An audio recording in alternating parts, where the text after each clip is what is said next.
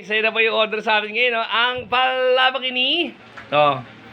First order of the day natin, guys. Ayun, no? Kaya busy pa kami ni Inday ngayon, guys. Ayun, no? Kadahayin muna, Inday. Hi. Yun, no? Gutom na si Inday. Ako din naman, guys. Gutom na rin ako, guys. Pero unahin muna natin to kasi ito ay 1:30. Yan, no? Pang 1:30 to ngayong araw na to. Dadali natin yan sa school.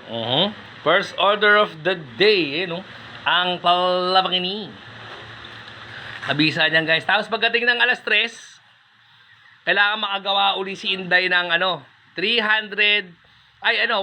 pieces na puto pa, guys. So, kaya kami, ang gagawin namin ni Inday ay kakain lang kami pagkatapos namin i-deliver to. Tapos, gawa uli ng puto, guys. Kasi pagdating ng alas 3, mag-deliver uli tayo ng 100 pieces na puto at saka isang bilao pang palabok ulit, guys. Yung sinasabi ko sa inyo. Kami ni Inday ay busy. Grind lang ng grind. Tanggap ng trabaho dahil Lapit na ang bill. malapit na raw po ang mga bayarin. Ayan, oh.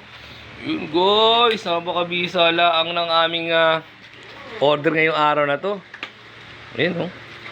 Yeah. Order of the day. So, yan ang first order natin ngayon, guys. Pero matibay naman yan. Oh.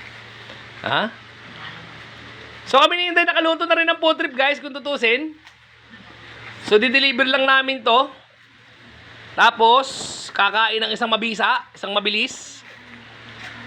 Isang mabilis lang na nakainan, sabi gagawa ulit, grind ulit.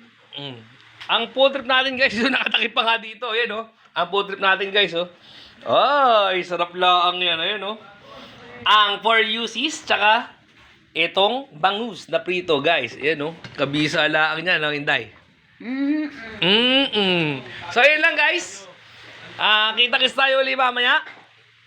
I-ready muna namin ni Inday to para makaalis na. Alright.